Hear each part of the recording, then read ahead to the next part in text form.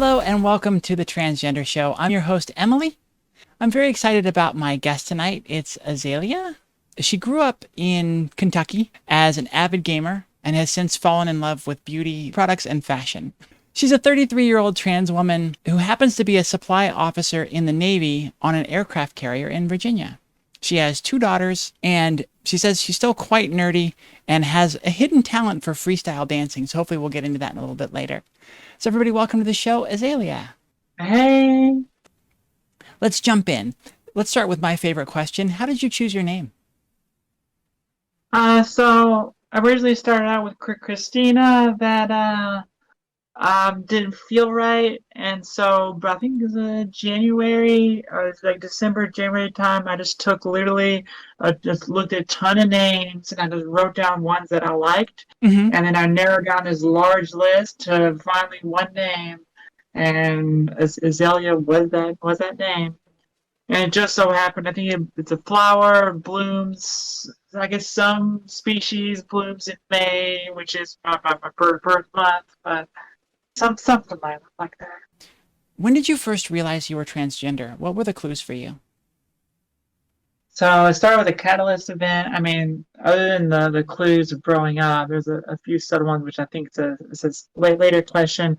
Catalyst event, Final Fantasy role playing, Final Fantasy 14 role playing, from like December through February, and then in February is when I discovered it, and yeah, that's basically the catalyst that sparked me. It's like, oh wait, I'm a woman. I should be doing this in real life, not living the fantasy. I should actually do it for real this time. Hmm. And you did allude to the next question. What were some of the early clues when you were growing up that this is eventually where you'd end up? So other than my gaming history, I'm always naturally, what's the word? Like I naturally choose. I just want to play female characters. That's like a subconscious thing. Um, let's see. I hate looking at myself in the mirror. I always hated what I looked like. I never cared what I wore, what I looked like at all. I've never cared. And one good point is that like when I shaved my legs for the first time in February, the first time I ever did that, I honestly, I spent 31 years. I do not remember what my legs looked like with hair. I don't remember because I just did not care Hmm. for such a long time. So it's really yeah, I just really just never care what I look like, and just like that atrocious. I don't want to look at myself in pictures or anything. How did you come to grips with it? Was it pretty quick for you once you had that epiphany playing Final Fantasy 14? Yeah, I would say there was a couple week period because I didn't know what transgender even was. Like, I had to go into websites and actually look up what the terms meant. I had to like educate myself because, of course, I come from Kentucky, a place very conservative, and such. So like, you just never saw it, never really heard of it. That's probably part of the reason why a lot of people discover themselves so late in life because either sometimes they don't know what it is and don't put it all together. Mhm. Um, but yeah, it was just a matter of yeah, just kind of figuring it out. And then I think March was when I actually decided, yes, okay, that is. I think I found an article that talked about the subtle characteristics that this other person was changed that was also transitioned later in life, and then I like, oh, that's me, that's me. So I kind of started jotting down these things. I think it was March when I actually knew, okay, I understood what it meant. This is me. How did you come out to the people in your sphere? So my wife was immediate. She was the first person to know. And then after that, I don't think I think the next thing was my family, like my brother and my mom, which was in March when I did that. And then from there, I didn't really say or do much. I think I kind of kept it to myself until I know it came out on Facebook in October 2020, and that's when everyone else knew, and that's when Okay. there was. Who was the hardest person to come out to? Like for me, like especially as I was a prior submariner, and at that point in my life, I was like, screw it all. I didn't care really what people thought. Okay. I had enough experience in life to know that it doesn't really matter what other people think, even though it is still hard. But as for the hardest part to come out to, my family, I was because I'm a little shy. It was hard to just tell them, Hmm. but it wasn't really anyone specifically that I just was completely paralyzed and couldn't do it. Was it relatively smooth and easy for you with like your family and at work, or were there areas that you really struggled? Work, it took more time. Work, there's a process. It's not like working civilian sector. There's a process I had to play. I had to go through psychologists. I'll go in that later. But as for um, outside, like with family and like Facebook, whatever, it was just a natural more of okay, yeah, this is me. And then I have like, of course, I took like tons of pictures, like the Instagram and all that. I was like, we're super big into because of the COVID period. You were stuck inside anyway, so I used that to just take a bunch of pictures Hmm. during that time. You were at the time working on coming to present at work full time. How has that gone? So about like let's see, May, June, I started the because I was in Japan when I first came out. So February 2020 through July 2020. Okay. So I think I started about a June, May timeframe. I started the psychologist at the hospital. Not very helpful. I didn't really get anywhere where with that. I was like during the height of COVID, that type of stuff's not high priority. So moving on to when I came here to Virginia. So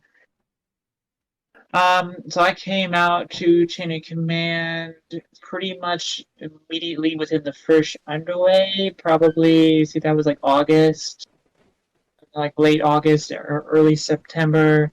And then I made a psychologist appointment for the ship psychologist, and that was Uh huh. late September. And my psychologist was super awesome. Gave me the diagnosis, the gender dysphoria diagnosis immediately. So I had that going. So that was like October, and then I got referred to the what was Portsmouth here, the transgender care team. So you go there, and then you meet with the endocrinologist, if I can say it. Okay, you have your initial kind of like appointment, and then they have like a staff that like will make up this the transgender care plan, Great. like a service care plan that kind of lays down what the rules are, the regulations, and like the time frames or whatever. So you need that. So that's an official medical record document. And the next steps, the December, was the HRT. So that's when I started HRT, but it took that. I had a care plan, and then I had to have a letter to the CEO. But that was during the height of the trans ban. That was a huge hit when I found out because I didn't even know that. I didn't know because I heard about it back in like 2017, but I didn't know to what extent it was until I actually was affected by it. I was like, crap, this really sucks. So with that in place, it took convincing. I had to really talk to like they had the legal on board and saying like I know because there's Sparta. It's like the military for all uniformed services transgender group, and they kind of gave me some guidance on like what you're supposed to do. So I took that. That gave me the templates for the paperwork, and then got that to the CEO. I had to talk to legal. I had to make sure to convince them. Yeah, yes, I can do HRT even during the trans ban period. And I got Wow. HRT December 17th, 2020. Okay, and then the next I had to do the name change, the legal name change. That was all the civilian name change, gender marker change.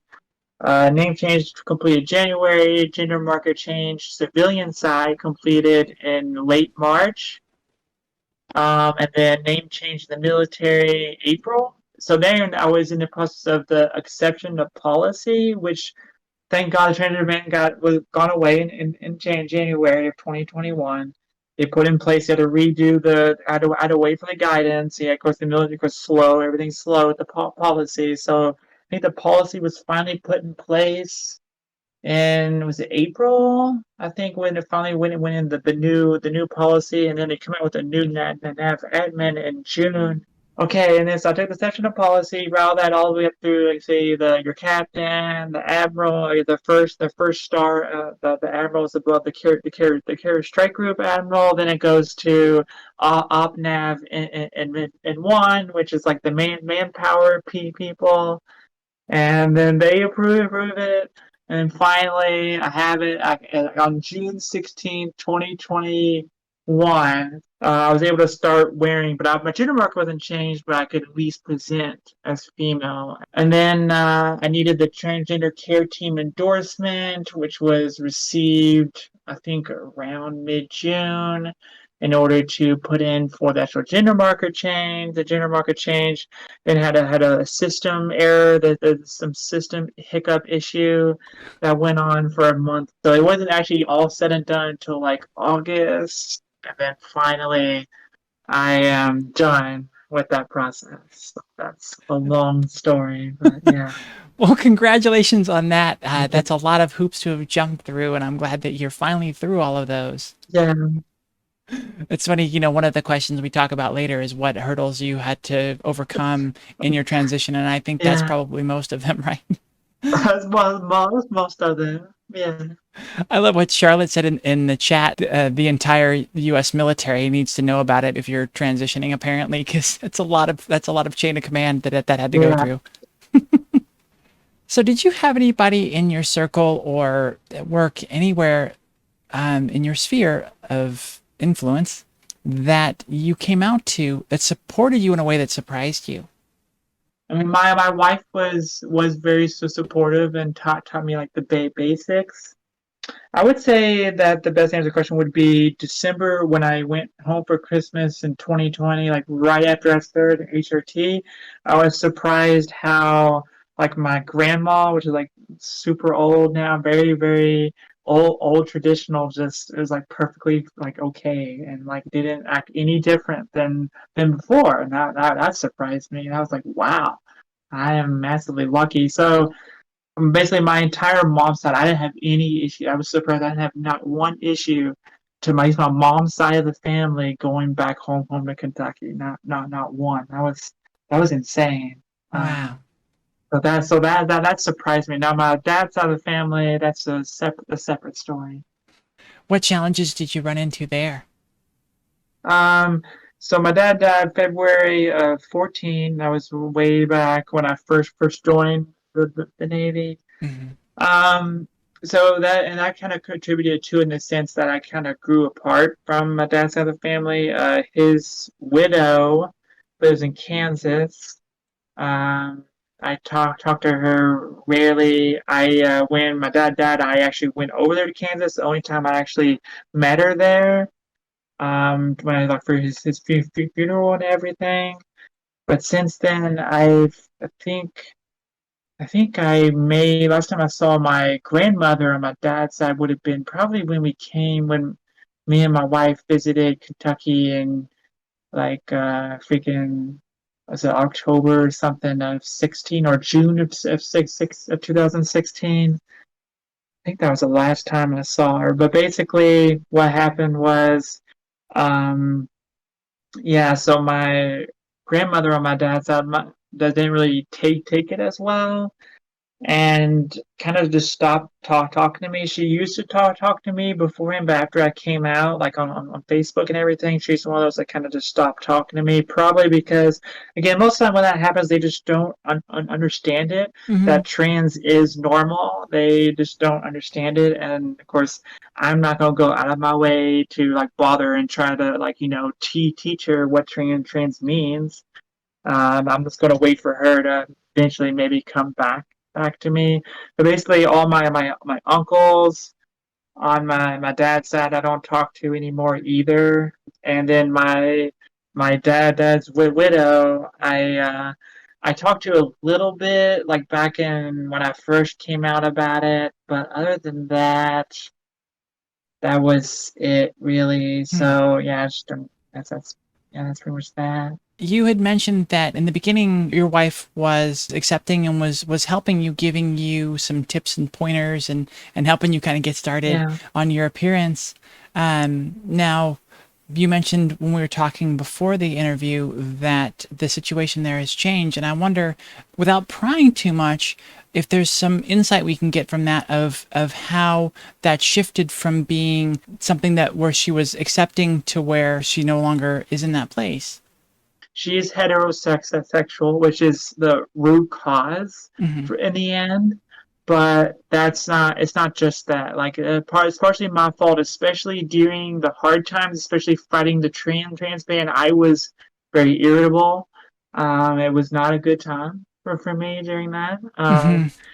I definitely did not probably treat her or say things, especially we leave in Japan. It was COVID and all that. It was just I made a lot of mistakes. I mean, I should have dressed that differently. Of course, looking back on it, I'm very different. I made a lot of mistakes. I didn't, and I did things I shouldn't have done, and she reminds me of the stuff I did back then a lot, and it's like, well, I can't change the past. So I Hmm. mean, that's just the. I mean, I won't do that again, but yeah, I mean that is kind of a mark, kind of like a wound that is very deep. So that's a big part of it. I mean, I guess that past has always been kind of a shadow there, but it's been pretty, free flowing. We get along. I mean, we're not like we don't hate each other or anything. Well, let's move on to something else then. Yeah. I know it can be hard to find community at first to belong to. What was your first experience searching for community to belong to? I have a very interesting like experience with the Discord communities early on, and kind of like their impact. I've kind of shifted because I have the Instagram community, Instagram trans community, Discord trans community, and I kind of learn from them. I did a forum for a bit. So yeah, I kind of jumped around the different like online groups. It was kind of weird about my situation was as I'm like as transitioning later in life. Of course, some people are even later, but for me, to me, I think 31, almost 31 at the time was very late. Um, is that like it was? I'm already dead set on doing it, but the community helped. Well, it helps validate, but it helps also give you different perspectives on like and what it means, what it feels like, what to expect. So now for the ethereal question, I like to see what people's perspective is on what transition means or what transition looks like for you. What's your perspective on that? Of course, some people say you never stop transitioning. I mean, because so life you're a lifelong learner, but I Hmm. think transition does end. It's more of a mental thing than physically. I would say like physically it'd be like let's say the 2 year point. I mean the 2 year point, most facial changes are complete, breast growth complete. I mean 2 year point, sure. But it's more of like, okay, it's when you come to the realization that you're not wearing, say, in my case, women's clothes. You're, well, those are my clothes, and it's so natural. When it gets to the point where it's so natural where you don't care, like you go into the women's bathroom and you don't think anything of it. When you get to that point where it's just automatic and it's natural, I think that's where transition's complete, where you're not no longer worried about being, it's a clocked, being pointed at, where you're just living your life normally. That's when I think transition's complete and you're just living your life like a normal Hmm. person. Yeah, that comment brings up a memory for me. Remember being in a store one time, walking through a clothing store, and just it popping into my head that I was shopping in my section, that the women's section Yeah. finally felt like it was my section and this is where I was supposed to be. And it was just like this weird kind of warm fuzzy, not weird, but just this warm fuzzy euphoria moment of like, oh, and it was more of a thought of like, oh, this is my section. Like it's been this way for a while, but I haven't really thought of it. It was just when the moment it dawned on me was this kind of warm rush of warm fuzzies, just like, oh, okay, this is good. This is good. Yeah, Um, that's awesome. so where do you feel you're at in your journey of transition? I mean, I'm about to hit 9 months HOT, but I don't know. Like, I already feel like pretty at home. I need to finish. I need to work more on the hair removal on the face because you got HRT changes and whatnot.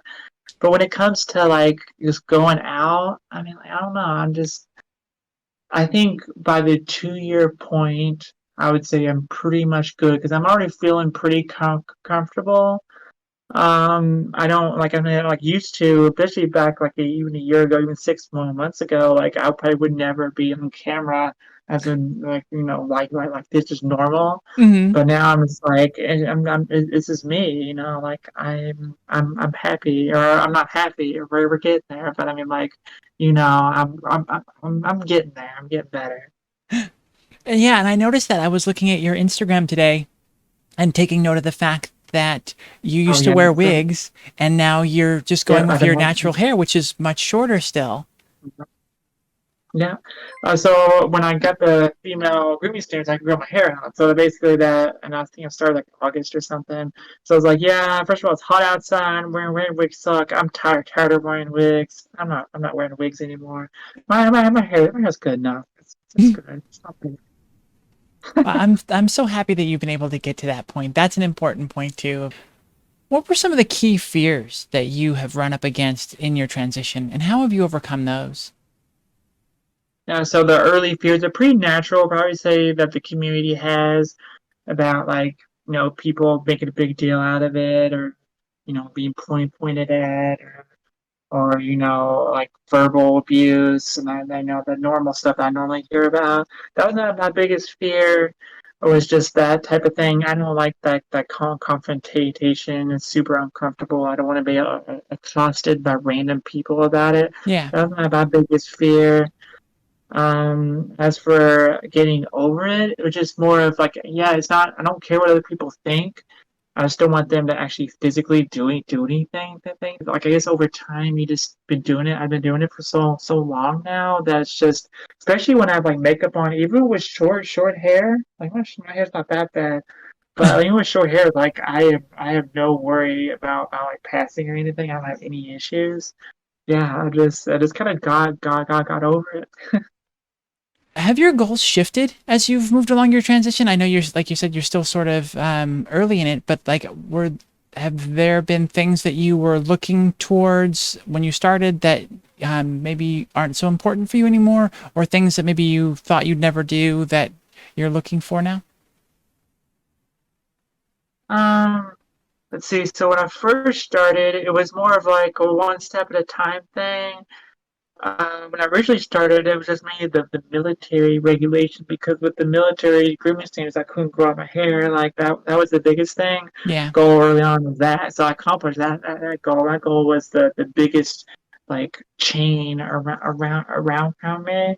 Oh, So wow. that's the biggest one. Now I guess from that goal to now it's like kind of because with the life events that are happening, it's more of now it's about trying to get to like a normal life, but like a life where, you know, I guess you feel, you get this, yeah, this stable, kind of a stable sort of life. Yeah. And I'm also looking forward to like to getting to the two year point on the HRT and being able to do things that entails and yeah, that type of thing.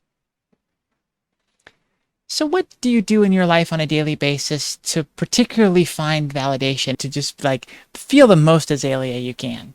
Dressing up, doing Instagram, which I've been lazy with recently. But yeah, I mean that's the big one. I just kind of like am so busy with like kids and stuff that I'm just like I don't know. Just um, I just try to just live life. I don't know. I just kind of just be myself in like a normal life environment is what I would say. So do you struggle these days with any dysphoria, or are you? Oh yeah, Yeah. I'm all, yeah. Obviously, facial changes still have much to be desired. Hmm. Hair needs to grow out. So yes, but I mean, I can. It's not as bad as it used to be. It's definitely getting better. How do you feel along your journey that transitioning has affected your mental health? I gone through a lot mentally. So I did a submarine tour.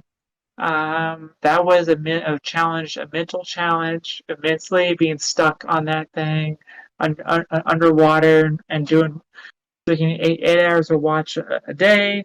Hmm. So just that mental trial, that trial by fire, really prepared me, I guess, for the trial of fire that is being trans, going through the coming out, going through the process and the legal process and all that. I don't know. I guess I developed a lot of mental fortitude over time. It still weighs on you, and I still like you still it still hurts. But it's kind of like you figure out like kind of like the bigger picture that says like, well, there's only one way to go, and that's up. You have to like you can't give up. Yeah. Do you feel that there's anything you've been able to accomplish because of your transition? Let's see. Well, I guess I made a larger like in my job. I'm now a trailblazer that would not have happened otherwise. And I've met a ton of people I would never have met. I'm impacting the impact I have on people. The conversations I have with people are very different. It was definitely a lot of. I would say also like I guess confidence, obviously all of the positive things, a transition where you actually want to take pictures of yourself and all the like you actually love yourself and actually care about exercise and not care about exercise, diet, and actually you want to live your life to the fullest. What do you feel is your favorite thing that you've learned through your transition, either about life or the people around you or yourself?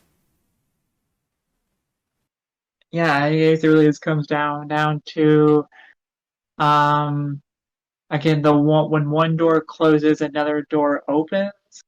Again, transitioning, people seeing your beauty through like in a new sight that is just a very like it just opens you up to like an entirely different path that you would never have experienced otherwise. So it's more of understand. Yeah, you might lose. Some people might hate you or whatever here, but the people and the experiences you have over here are still going to be more than make up for what you've lost over here. What advice do you have for younger closeted trans people out there?